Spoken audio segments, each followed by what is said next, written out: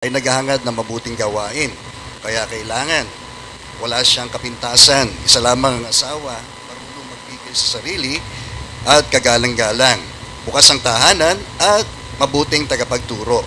Kailangan din siyang hindi mahilig sa alak, hindi mapusok, kundi mahinahon at maibigin sa kapayapaan, hindi gahaman sa salapi. Kailangan siya'y mahusay mamahala sa sarili niyang sambahayan, iginagalang at sinusunod ng kanyang mga anak. Paano makapangasiwa ang maayos sa iglesia ng Diyos ang isang tao kung ang sambahayan lang niya ay hindi niya kayang pamahalaan? Kailangan siya ay matagal ng nananampalataya, kung hindi, baka siya ay maging palalo at tuloy mahatulan gaya ng dyablo. Kailangan din siya ay ginagalang mga taong hindi kaanib sa iglesia at nang di siya mapulaan at hindi mahulog sa bitag ng dyablo. Tutuloy ko na po. Verse 8, kailangan naman ang mga magiging tagapaglingkod sa iglesia, marangal, tapat, mangusap, hindi sugapa sa alak at hindi sakim. Kailangan sila ay tapat sa pananampalataya na ang pinapahayag at walang dapat ikahiya. Verse 10, kailangan subukin muna sila at makitang marapat bago gawing tagapaglingkod. Kailangan ang kanilang mga asawa ay matitino, hindi mapanirampuri, hindi kundi mabait at tapat sa lahat ng bagay. Kailangan din isa lang ang asawa ng isang tagapaglingkod sa iglesia. Maayos siyang mamahala sa sariling sambayan at mabuting mapasunod ang kanyang mga anak. At ang tagapaglingkod na tapat sa tungkulin ay gagalang ng lahat at ng buong tapang nilang maipapahayag ang pananampalatayang napasa atin dahil sa ating pakikipag-isa kay Kristo Jesus. Pagpalain po ng Diyos ang kanyang mga salita. Tayo po'y madalangin muli. Muli aming Ama, nagpagala po kami at muli po kaming nakadako sa bahay-sambahan pong ito, Panginoon, upang kami po ay sumamba sa iyo, Panginoon. Nawa, ang pag-ibig pa rin po namin sa iyo, siyang patuloy na nag-udyok po sa amin upang kami po ay dumako sa lugar na ito. Maibigay nawa namin ang pinakamainam naming buhay, Panginoon, sa mga oras na ito at patuloy na mangusap ka sa magitan ng mga salita pong ito, Panginoon, at lalo na, Panginoon, sa amin, may mga tinawag upang mamuno sa iglesia pong ito, Panginoon. Patawarin din po nyo kami sa lahat po ng aming mga pagkukulang. Kami po ay makasumpuan po nyo yung nagtatapat at malinis, Panginoon, ang aming mga puso na kalooban, Panginoon. Gayun din, O Diyos, kami po ay patuloy po ninyong pangusapan, Panginoon, sa umaga po ito. Muli, amin pong pinagkakatiwala ang mga oras na ito sa ngalan po ni Jesus na aming Panginoon at aming pong tagapagligtas. Amen, amen.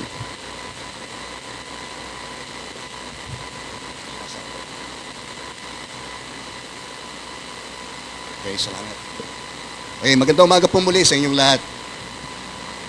Parang hindi magandang umaga natin, eh. Okay.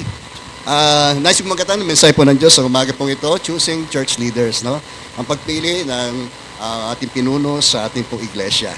At gagawin ho natin ito mamaya, no? Bago tayo umalis ang church na ito, ay tayo po ay magkakaroon po ng pagpili sa ating pong magiging, no? Na mga bagong mga tagapaglingkod at ating pong mga tagiging tagamasiwa ng iglesia pong ito. Okay? So, ito sulat ni Paul sa kanyang nakababatang manggagawa na walang iba kundi si Timoteo. Lakip ng sulat na ito, yung tagubilin na kanya ayusin, no? Yung ilang mga issues na naging problema dito po sa church sa Ephesus, no? Kaya nga, binigyan niya ng kalakasan, no? Inalakas niya ang loob ni Timoteo sapagkat tulad ng isang kabataan, no, na maaaring si Timoteo ay nangingimi dahil sa kanyang edad, no, with regards doon sa mga mananampalataya, mga senior dito sa iglesia sa Efeso. Pero ganyan pa man, no, yung sinabi ni Paul sa kanya na huwag niyang bigyan daan na hamakin siya ni inuman, no, dahil siya po ay isang kabataan lamang. Purihin po ang Panginoon. So, lakip din, ang sulat na ito ay yung pong tala ng mga uri ng karakter na dapat taglayin ng isang nagnanais na maging tagapangasiwa po ng iglesia at gayon din po yung mga mabihirang na mga maging tagapaglingkod ng iglesia. Pero dito sa part 1 lang ho natin muna didiscusin ito pong ating mensahe po ng Diyos sa atin sa umaga pong ito. Yung checklist of qualification dito sa bilang tagapangasiwa, no? Nung Old Testament times, no, makita natin, dito sa New Testament times nga pala, ay tinawag po, bago po tinawag itong mga pastor, ay tinawag muna itong mga tagapangasiwang ito bilang mga matatanda o elders, no? At makita rin ho natin yan sa panahon si Paul ay nagpaalam doon sa mga matatanda ng iglesia, no? Mababasa po natin yung elders itong Epeso ay may tinukoy ho doon na matatanda. Okay, hindi ito sa gulang, ano po, hindi sabihin sila ay yung mga matatagal ng mananampalataya na hindi tinuturing na mga matatanda sa iglesia. So later on ay tinawag itong bishop, no? Kung may mga basa ko tayo roon sa Acts, ay may ilan doon sa may mga nabanggit patungkol dito sa pangangasiwang ito na tinawag ko sila mga bishop. So, gayon pa man, no? Dito sa sulat na ito, tinawag ni Paul ang isang ministro o pastor na isang tagapangasiwa. Andiyan pa ho tayo? Okay. So, para magkaroon lang ho tayo ng kaunting mga termino na ginamit noong nagsisimula ang pagtatatag ng iglesia sa Jerusalem. So, mahalaga, no, na sapagkat ito ang matibay na pamantayan with regards doon sa pagpili ng mga magiging pinuno, no, ng church especially, no. At naniniwala ako sa anumang sangay ng mga pamunuan maging sa ating estado, no, kung ito lamang ang susundin na pamantayan, no, ng pagpili ng mga tao ay tsak hindi sila hindi ho sila magkakamali ng pagpili. Amen. Meron isang sumulat patungkol doon sa kanyang aklat na leadership, no? Meron daw pong 3 pillars ng isang epektibong pamumuno. Una, yung pong karakter, no? Mahalaga po yung karakter. Sapagkat ang karakter dito nagre-reflect yung integridad ng isang tao, yung kanyang authenticity, no? Yung kanyang patotoo, yung magandang patotoo niya. So, yun yung moral values niya dito nakapaloob dito sa kanyang karakter na ito. Kaya dito makikita natin yung talaan ng uri ng karakter na dapat taglagay ng isang tagapangasiwa o isang pinuno ng iglesia ay napakalaga ho niyan. Higit sa marahil yung kakayanan o yung competence ng isang leader, pagamat mahalaga po yan sapagkat siyempre hindi ka naman po pipili ng isang pinuno na wala siyang magandang track record. Amen po ba? No? Yung kakayanang mamuno ay dapat taglay ng isang nagnanais na mamuno sa anumang pamunuan. Okay? So yung pangalawa, yung pong skill, so mahalaga po yan, yung competence. At yung pangatlo ay yung pong knowledge, no? Kailangan meron siyang alam with regards doon sa mga leadership principle. Kasi siya ay mangangapa, di ba? Kapag ikay walang alam sa aspetong ating papasukin, tiyak na ang isang mamumuno ay mangangapa po roon. Okay? At hindi malayo na siya ay maging sunod-sunuran, no? Doon sa mga kanyang mga subjects. So yun ang danger, no? Kapag mangmang din tayo with regards doon sa pamamahala, managing sa administration, mas malamang na ikaw ang pasunurin ng mga subject mo. Okay? Amen po ba? Diyan po tayo. So, ilan sa mga checklist na ito ay natin po natin sa 4, ukol sa qualification ng isang magiging tagapangasiwa ng iglesia ay yung kanyang personal na buhay. Mahalaga po yan. Amen. Ayan. So, sabi roon sa 1 Timothy chapter 3, verse 1 to 3. So totoo daw ang pahayag na ito na ang sinumang nagnanais na maging tagapangasiwa na sa iglesia ay naghahangad ng mabuting gawain. So, natural naman yan. Amen po ba? No, kung ikaw ay nag-assume ng sa isang pamunuan, ay mahalaga na yung layunin mo ay dapat ay mabuti. Amen. Hindi ka papasok sa isang bagay na masama ang layunin mo, lalo na ito sa gawain po ng Diyos. Amen. Da po kayo? Okay, glory be to God, no? So ano pa, ang sabi rito, kaya nga, ito yung konklusyon doon sa unang pahayag na iyon, na ang isang tagapangasiwa ay kailangan, yung must, mahalaga po yan, kung paanong kailangan na ang lahat ng tao ay may panganak na muli. Amen. So there is a necessity para sa isang nagnanais na maging tagapangasiwa ng iglesia, kailangan daw po ay siya ay walang kapintasan. Hindi naman ho ito na isang maituturing na ganap na tao kasi wala naman ho taong ganap. Amen po ba? Kahit na kung sino man sa atin ay hindi ho tayo nakaabot sa pamantayan ho ng Diyos. Amen po ba? Ang tinutukoy lang dito ay meron siyang mabuting patotoo. Okay? Personal, meron siyang mabuting patotoo. Okay? Ano pa? Isa lamang daw po ang asawa, hindi ho napakarami.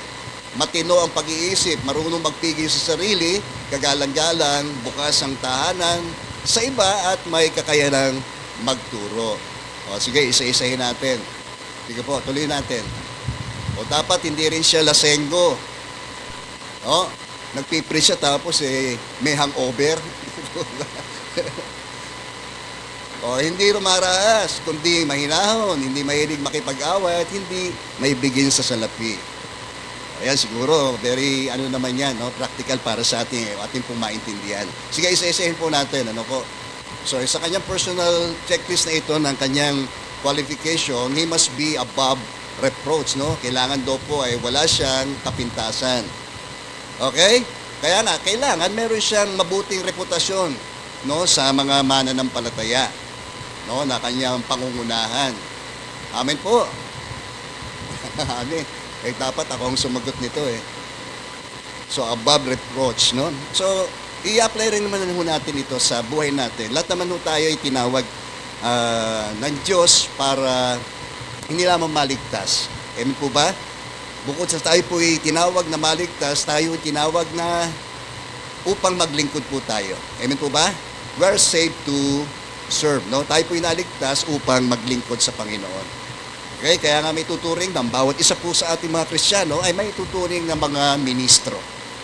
Okay, in our own terms na generally, tayo po ay mga ministro ng ating Diyos. Purihin po ang Panginoon. Kaya para din po sa atin ito, kailangan magkaroon din tayo ng mabuting reputasyon sa ating mga kasama sa sambahayan po ng Diyos, no? Sapagkat ang turing din ng Diyos sa kanyang iglesia ay isang sambahayan. Glory be to God. So, kaya mahalaga yung reputasyon, no, ng isang magiging tagapangasiwa. Pangalawa, sige, sabi roon, husband of one wife. Kailangan na ang taong ito o lalaking ito ay hindi na questionable yung kanyang moral, di ba? Sapagkat siya ay tapat at totoo sa kanyang asawa. Ganun ba ako, Juliet? Ha? So, must be a man of unquestioned immorality. Amen. Kasi paano mo sasabihin magiging tapat ka sa paglilingkod, gayong sa iyong asawa ay hindi ka tapat? Amen. Di ba? At yak na magiging bahagi ng iyong pangangaral with regards doon sa morality, no? Magiging bahagi yan ng iyong mga ituturo at yun naman yung sinasabi ng mga prinsipyo ng salita ng Diyos with regards sa relationship natin between the husband and the wife. Di po ba? Amen. Kailangan isa lang ang asawa mo, hindi mo marami. No? Kailangan isa lang ang Eva. Amen po ba? Mga lalaki. Hindi ho iba-iba. Di po ba? Dapat, kayong mga babae, mga Eva, dapat isa lang ang inyong Adan. Amen. Hindi Adami. Oh. So, ayun ang mahalaga rin, no? Yung question ng relationship ng ng isang mamumuno, okay, sa kanyang asawa sapagkat para ba doon sa relasyon higit sa Diyos, di ba? Kung may problema, may issue ka sa relasyon mo sa Diyos dahil sa issue ng iyong pangangaliwa, dahil sa dami ng iyong mga kalaguyo, ay hindi ka magiging karapat dapat. Amen po. Amen. Practical naman po yun. Kaya he must be faithful and true to his wife. Ano pa? Sabi roon, prudent, no? Kailangan matino ang kanyang pag-iisip. Prudent, yung ibig sabihin, a sound mind, no? Kailangan matino ang kanyang pag-iisip. Kasi dapat yang seryosohin, yung kanyang papasukin. No? Na ang gawain ng Diyos, ang gawain ng paglilingkod sa Diyos ay isa may tuturing po natin na pinaka mataas na uri ng paglilingkod. Amen po ba? Also, ito rin ang pinakabanal, maituturing natin pinakabanal na uri ng paglilingkod. Glory be to God. At gayon din, ito rin ang pinakamahamong uri ng paglilingkod sa Diyos, di po ba? Talagang sa ministry, talagang marami pong mga challenges po yan. Kaya nga lagi kong sinasabihan yung mga ating mga nakababatang mga manggagawa na kung kayo ay maramdamin, wag na kayong magpastor. Kung kayo makitisurin. Ano po? Yan. Amen. Diyan po ba tayo? Kasi hindi ka tatagal. No, laging maraming mga challenges, no, sa ministry, no, yung mga tukso at mga pagsubok ng ministeryo ng paglilingkod ay napakarami po niya. Okay? Purin po ang Panginoon. So ano pa? Kailangan siya ay maging mapagpigil sa kanyang sarili. Temperate. Di ba? Kailangan niya talagang ang sinasabi natin yung self-control, yung namamaster mo. Napipipilan mo yung halimaw na naroon sa loob. Napipipilan mo yun. Para yung mga nagwawalang kabayo, di ba? Nagiging wild, no? Kasi lalo na, no, sa ganang atin po, no, lumaki rin po tayo sa ilang bahagi, no, ng mga karahasan, no, nung aking pong buhay sa nakaraan. At mahalaga, no, sa isang naglilingkod sa Diyos na meron siyang ganitong uri ng self-control. At alam natin, ito ay mahalagang bunga ng Espiritu Santo, no, sapagkat sa ganang ating ng tao, no, na talagang napakahirap supilin, no, lalo na itong gawa ng laman na ito ng pagkagalit, pagkapuot, di ba? So kailangan talaga natin ang gabay, tulong, kapangyarihan ng Diyos para magapi natin, no, yung halimaw na naroon, nag-aalpas at nag-aabang lamang para kumawala at magwala. Amen. So kaya ngayon, kung ikaw palaaway, no, ikaw isang lingkod ng Diyos tapos palaaway ka. Kaya, ganun pa rin ang buhay mo. Kung yung dati, palaaway ka, ikay pastor na, tapos palaaway ka pa rin. Amen. Diyan po tayo. So, saan natin ang bunga nito? Kaya nga yung character traits ng isang lingkod ng Diyos ay mahalaga. Ano po? Glory be to God. Amen. Temperate, no? So, yun na rin sa atin bilang mga Kristiyano. Mahalaga rin maging tayo nang hindi ho masira yung ating patotoo, yung ating magandang patotoo. Dahil sa isang galit na hindi ho napigilan, sa isang tukso na hindi ho naiwasan. Di ba? Hello? Alam niyo, nung ako'y bagong mananampalataya, no? Siyempre, talagang sa biyaya ng Diyos, nagpupumili naman tayong maging mabuting Kristiyano, no? Pero madalas yung ako'y bumabagsak din sa ganitong uri na ng minsan pagka may nagpo-provoke sa iyo ng para kang hinahamon yung pagkalalaki mo eh. Kaya ilang beses din ako bumagsak sa aspeto po ito. Isa, naalala ko po nung kami po yung nagbabasketball, no? Ang kasama ko pa ho noon ay yung mga dati kong mga kaya kabarkada na naglalaro kami doon sa plaza, no? Maalala ko lang ho itong kwentong ito. Dahil nga ho sa, ako isang Kristiyano, no? Mahalaga na yung karakter na ito ng pagpipigil sa sarili ay atin hong magawa sa biyaya po ng Diyos. Pero gayon pa man, nung una, yung kalaban namin, tinitira ho yung aking mga kasama. Binabalya, sinisiko. Yung isa ho ay nag-a-attempt suntukin o yung banatan yung isa daw sa aming kalaban. Okay, sabi ko, ako po umaawat. Sabi ko, laro lang ito. Okay? Sabi ko, laro lang. Walang pikunan. Okay? Pero nung dumating yung pagkakataon, di tuloy yung laro. Nung nandoon ho kami sa ilalim, ang ginawa sa akin naman, yung naninira doon sa aking mga kasama. Ang ginawa ko sa akin, matapos yung nakuha yung bola, siniko niya ako. Napaganon mo ako sa sakit. Aba. Ay doon naputol yung aking PC. At doon pa lang, sa halip na ako ang maging mahinahon, ako po ay bumagsak sa lagay. Okay? Amen po? Pero gayon pa man, no, nung matapos po yung aming laro ay humingi ako ng paumanhin doon sa akin pong nasaktan na aming pong kalaban sa basketball. At marami pang mga kwento, no, si Pastor na kung saan ng mga nakaraang buhay natin, tayo po'y bago pa sa Panginoon, maraming pagkakataon na sinubok yung ating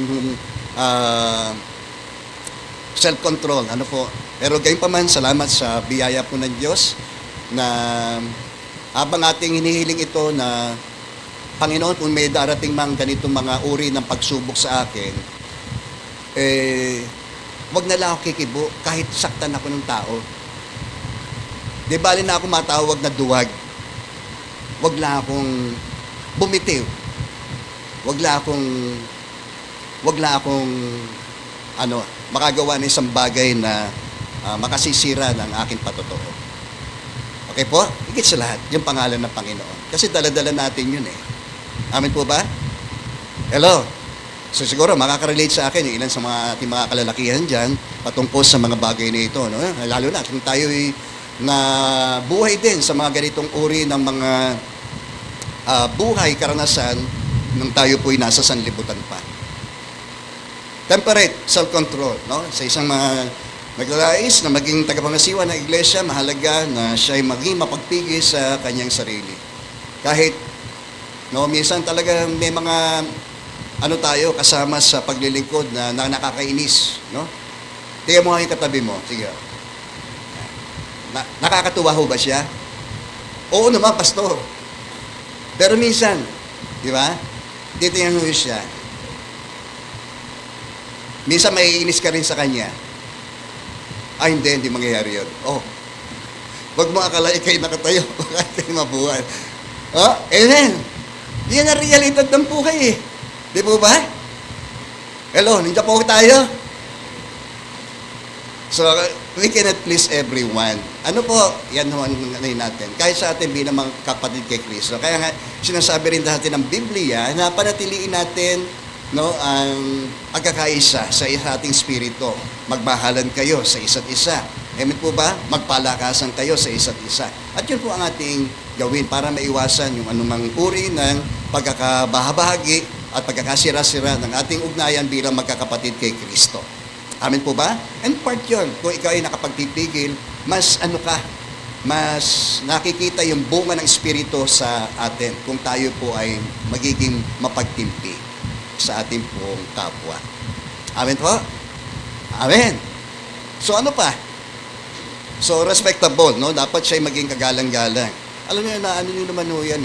Kapag yung buhay natin, yung magandang patotoo natin sa buhay, hindi nang aanihin natin yung paggalang ng pagrespeto sa ating office, sa ating otoridad, sa ating bilang isang pinuno, di ba? Kahit naman sa pangkaraniwan, di ba? Kapag yung meron tayong mabuting pakikisama sa ating kapwa, no, mabuti man o masama sa atin, di ba? Tiyak na igagalang pa rin ho tayo nila. Amin po ba? Hello? So sometimes, di ba, napaparatangan tayo, pero gayon pa man, no, ay kung ang ating pakikitungo sa mga taong paparatang po sa atin ay pinakatitungan pa rin ho natin na mabuti. Kaya kasi sinasabi ni Jesus, di po ba, daigin natin ng mabuti ang masama. So sa ngayon paraan ay mahiti natin na i-earn natin itong paggalang ng ating kapwa sa atin. Okay po? Yan. So ano pa? Dapat ay bukas din ho ang kanyang tahanan para sa iba. Hindi ho sa magnanakaw. Ano po? Kaya tayo mga Pilipino, ganyan ho tayo, no? We are considered na mga hospitable people, no? Tayo po, lalo na ang mga Kristiyano, lalo na doon sa mga kapatiran natin na marahil ay darating sandali na makikisilong sila sa atin, ng ilang mga panahon, ay huwag tayo magatubli na sila ay kupkupin. Ano po? Lalo na sa atin kung kapatid sa pananampalataya. Ano pa? Able to teach, no? Mahalaga po yun. Kaya mahalaga na knowledgeable tayo sa mga biblical principle. Kasi ano tuturo mo, di ba?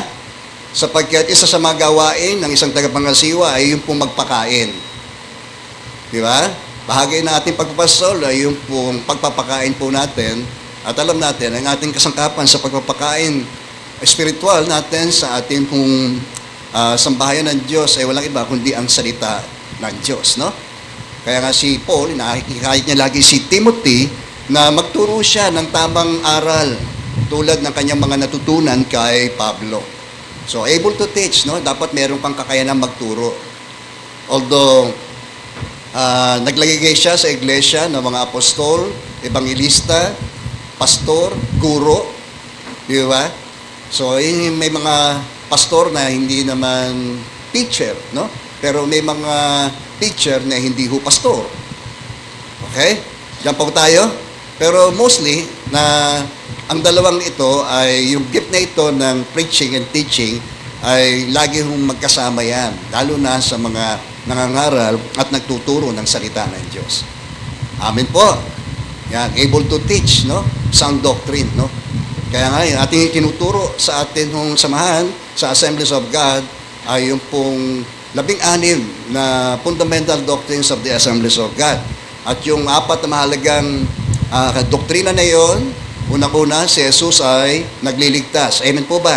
Isa sa mahalagang doktrina po natin, ating pinaniniwalaan at saligan ng ating pananampalataya, si Jesus ay nagliligtas.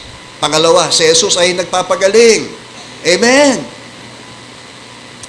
So, pangatlo, si Jesus ay nagbabautismo sa Espiritu Santo. Yun yung sinabi niya, di ba? Huwag kayong alis ng Jerusalem, hintayin niyo ang pagbaba ng Espiritu Santo. Binautismo kayo ng Juan sa magitan ng tubig, ngunit darating ang sandali na babautismoan kayo sa Espiritu Santo. Okay? Gayun din, pang-apat na mahalagang doktrina ng Biblia ay yung pong si Jesus ay muling babalik. At yan ang ating blessed hope. No? Ang ating pinaniniwalaan na darating ang sandali, si Jesus ay babalik. Yun ang kanyang ipinangako sa John chapter 14, sa bahay ng kanyang ama ay maraming silid. Kung hindi gayon, ay sinasabi sana niya sa kanyang mga tagasunod. At siya'y paroroon upang ipaganda sila na matitiran. At kapag nangyari na po yun, sabi niya, no, siya'y babalik upang ipagsama ang lahat ng kanyang mga alagad doon sa kanyang naipaganda. Purihin po ang Panginoon. Yan ang ating inaasahan. Ano po? Amen. Pero habang narito pa tayo, ipagpatuloy lang natin ang ating paglilingkod sapagkat hinihimok din tayo na magpakasipag tayo sa gawain para sa Panginoon. Yamang alaw daw po natin na yung ating daw pong pagpapagal ay hindi po masasayang. Ano po? Lahat ng ating pinagpagalan dito sa lupa, iiwanan ho natin yan. Pero yung mga bagay na ginawa lamang natin sa Diyos at sa Kanyang paghahari, ang mananatili magpakailan pa man. Okay? Kaya magsikap tayo. Ikaw ba'y tagapangasiwa? Ikaw ba'y tagapaglingkod? Ikaw ba ay pangkaraniwang ministro ng iglesia pong ito? Maglingkod tayo. No? Nang sa gayon, maging mabuti tayo at tapat na lingkod ng Diyos at yun nawa ang marinig natin sa ating Panginoong Yesus kapag tayo po ay humarap na sa Kanya upang ating ipagsulit ang lahat ng bagay. Okay po? Able to teach. Ano pa? Not addicted to wine. No? So, mahalaga no, na yung buhay patotoo ng isang mamumuno ay mabuti. No? Lalo na with regards dito sa addiction. No? So, alipin pa rin ang alak. No? Hindi siya dapat maging alipin ng ganitong uri ng kasalanan tulad ng alak. So, any sin, di ba? Ating natin na marami naman addiction eh, di po ba? Di ba? Addicted sa pornography, di po ba? Addicted sa sex, di po ba? Addict sa bato. Okay? So, maraming mga klase ng addiction eh, di ba? So, dapat dapat malaya ang isang mamumuno sa mga ganitong uri ng mga masamang bagay. Amen? Amen? Meron pa bang mga lasinggero dito? Mga kalalakihan? Umiinom na lang, pastor. Di ba? Unti-unti. Di ba? Pero yung ganun eh. Amen? No? Si pastor din naman, di naman overnight na talikuran din eh. Dati rin tayo yung electrician eh. No? Pero yun, nakakabuto ko ng kahit yung isang case na beer eh, nauubos ko po yun. Oh, kaya naninaw na yung aking mata noon. No, maalala ko lang. Saka inom muna ng alak. Okay? Amen. Diyan po tayo. Ngayon, tayo isang lingkod ng Diyos at nag-assume tayo ng leadership bilang isang pinuno. Kailangan ay tanggapin natin ang napakalaking responsibilidad ito. Sapagkat gaano man kataas at kalawak yung ating susuunging responsibilidad, ganun din kalawak kataas ang ating magiging pananagutan. Una, sa ating pong kapwa, sa ating pong pinangungunahan, at gayon din, higit sa lahat, sa Diyos na atin nung pinaglilingkuran. Purin po ang Panginoon. Amen! So, pangalawa, yung sumunod, sabi rin not a striker, no? Kaya ang pastor, hindi niya dapat na ginagamit niya ang pulpito para paringgan yung kanyang kinainisan. Ano po? Yan, dapat ang isang tagapangasiwa ay handa yung kanyang puso na merong pagmamahal. No? Kung siya may magtutuwid, ay gawin niya ito na merong pong pagmamahal. Hindi para pasakitan, yung isang membro na naiinis siya. Amen po.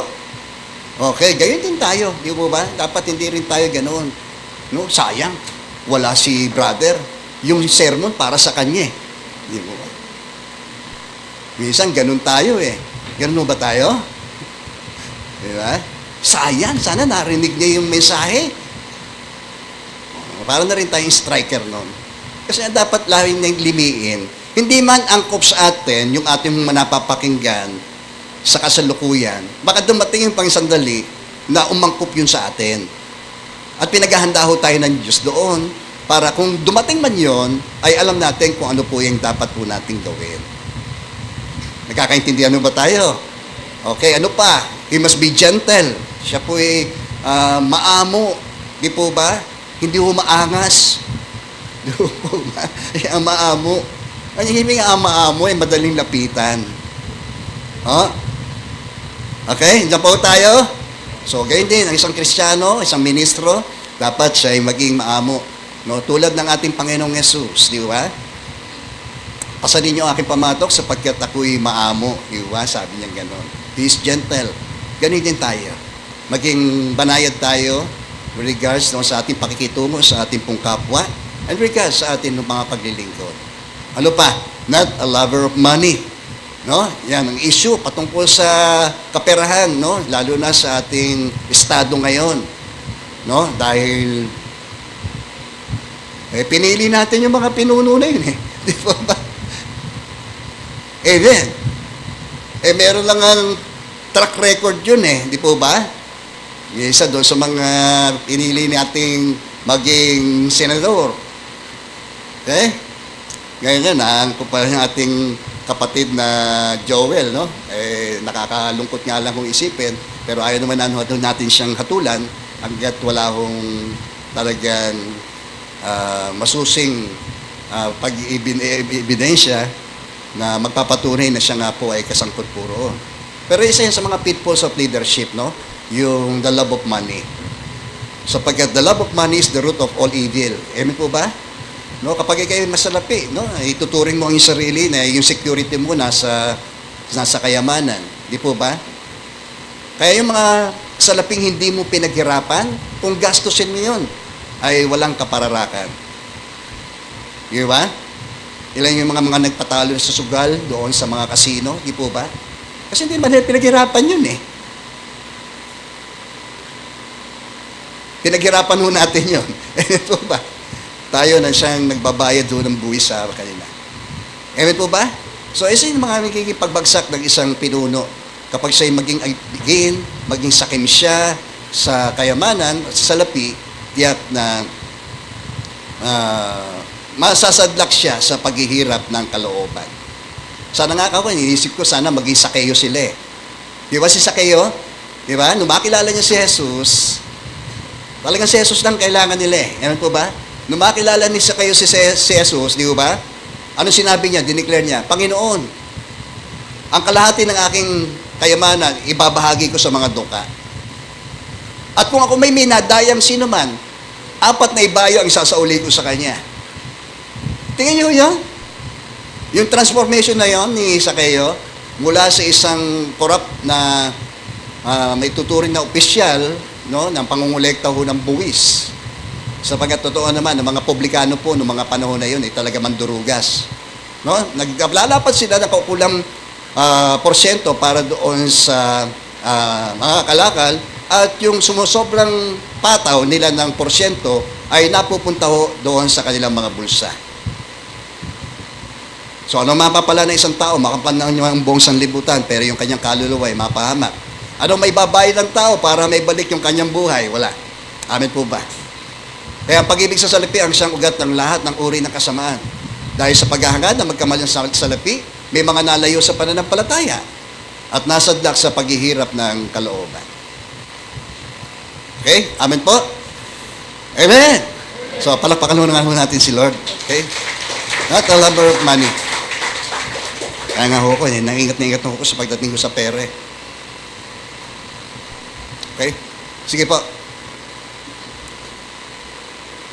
So, pangalawa, his home life. No? Kaya ng una, yung kanyang personal na buhay. Ngayon naman ay yung kanyang buhay pamilya. So, sabi roon, mahalaga, he must manage his own household well.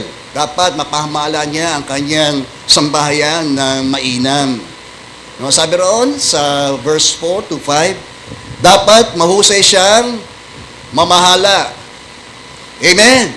Sa sarili niyang pamilya. So part ng ating small unit, no, ng ating pag-administer ay yung pong atin hong sambayan.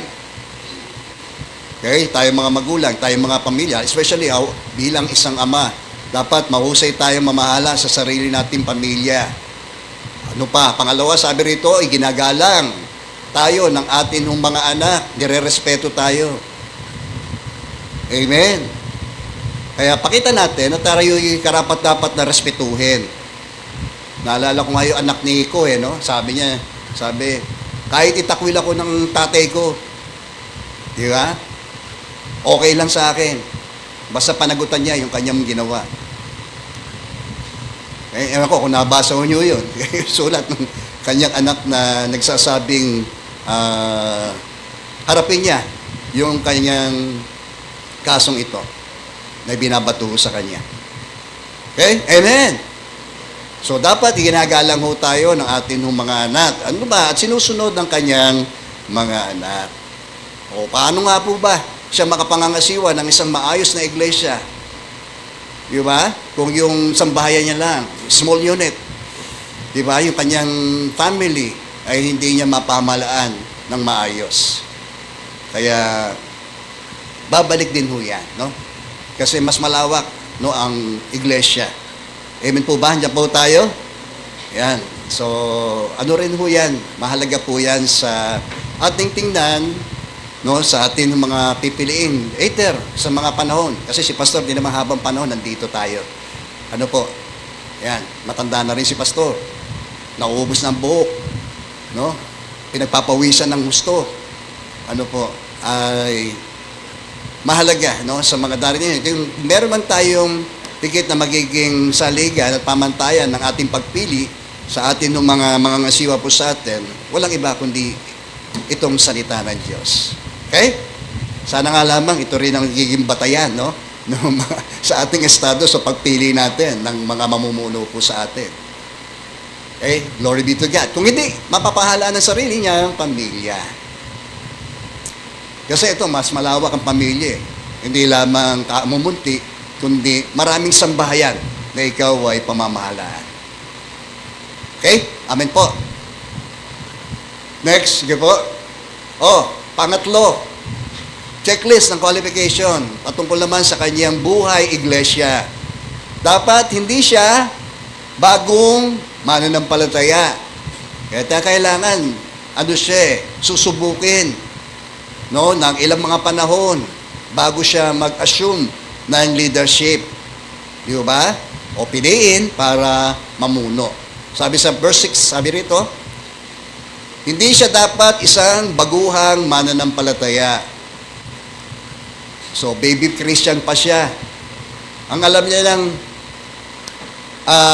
kainin, di ba? Kasi very dependent siya. Di ba? Kailangan pa siyang turuan. Tama po? Diyan pa kayo? Kailangan siyang turuan ng mga panimulang aralin ng buhay Kristiyano, di ba? So, lalo na kung siya mag-assume ng leadership kaagad, ay ano lang ho siya, madali siya magkukwit. Ano po, kahit minsan ang ating pananaw kasi nakatapos siya di ba? Minsan, masagana sa pera di ba? Sapat na ba yun? Kung siya'y bago mananampalataya, ba't mo siya ilalagay doon isang bagay na wala siyang alam? Amin po? Andiyan po tayo? Okay? Amin po? Kaya dapat hindi siya bagong mananampalataya. Baka kung mag-assume siya ng leadership ay maging palalo. No, ipalagay niya, magkaroon siya ng maling palagay sa kanyang sarili.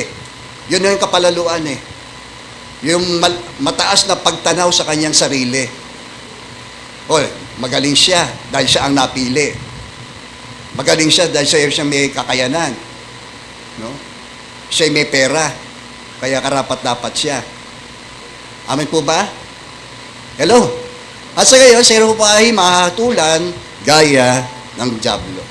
Sapagkat gayon din, no? Para bagyang magkakaroon tayo ng mataas na palagay sa ating sarili, no? Bilang isang pinuno, ay isang paraan yun, no?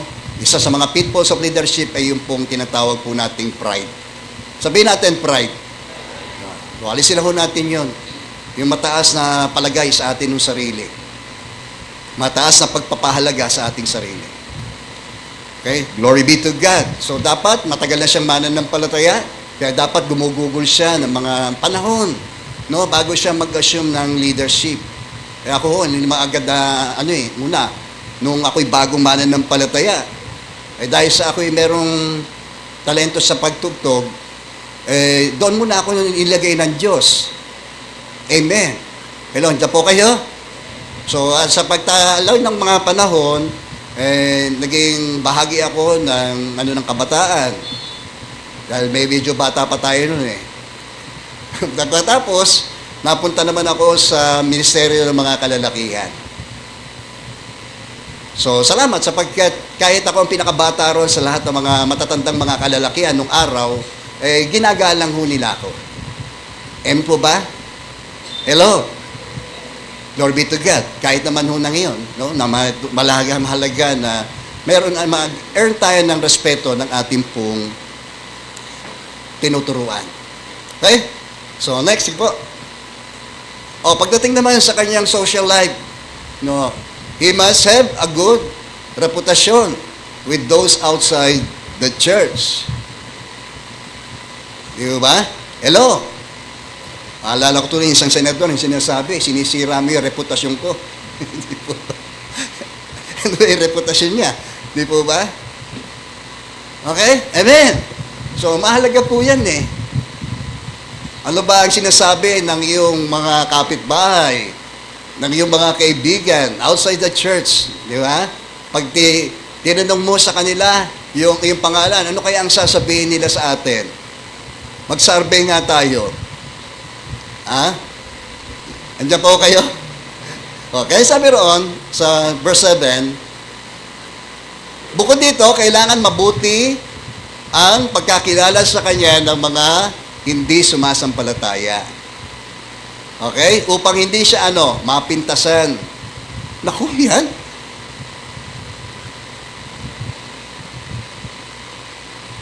Naalala ko yung isang pamilya, yung isang pastor na nag-speak on minsan doon sa aming convergence, patungkol doon sa, nung siya raw po ay nasa kabataan pa, lahat doon ng kanyang pamilya, yung tatay niya, nagpupunta rin sa church dahil active silang membro at active silang mga servants doon sa kanilang church, at siya naman ay sa pagtugtog, tuwan-tuwa naman siya dahil meron siyang pamilya, ang kanilang sambahayan ay talagang mga nakakilala sa Panginoon. Okay. Pero, madalas, ang nung pag-uwi daw nila galing sa church, tatawagin siya ng tatay niya, utusan siya ng tatay niya. Anak, bili mo nga ako ng gin doon sa tindahan. Nagpapabili ro ng gin. Gin bulag. Di mo ba? Hello, nandiyan po kayo? Kanto niya yun eh. Di ba? Kaya yung mga kapitbahay, especially yung nagtitinda, doon sa tindahan, tataka. Umuwi sila na formal yung damit nila, galing sila sa church, may dala pa silang Biblia, sama-sama sila. Pagkatapos siya, nagtataka nga raw siya bakit siya inuutusan ng tatay. Dahil siya yung naman daw masunurin, sinusunod naman daw po niya yung tatay niya. Okay? Amen po, andyan po tayo. Ayan. So tayo magkakasama lamang tuwing linggo, Madalas tayo tuwing linggo lang eh. Tama po ba? Tingnan niyo katabi niyo. Tuwing linggo lang siya nakikita na. Siyempre, po, pastor. Tuwing linggo lang. Kumusta kaya siya? Mula Lunes hanggang Sabado. Doon sa kanyang tahanan. Gusto niyo makilala yung katabi niyo? Gusto niyo natin makilala? Sige, tumira kayo sa kanila. 3 araw lang. Sige, obserbahan niyo. Obserbahan niyo siya.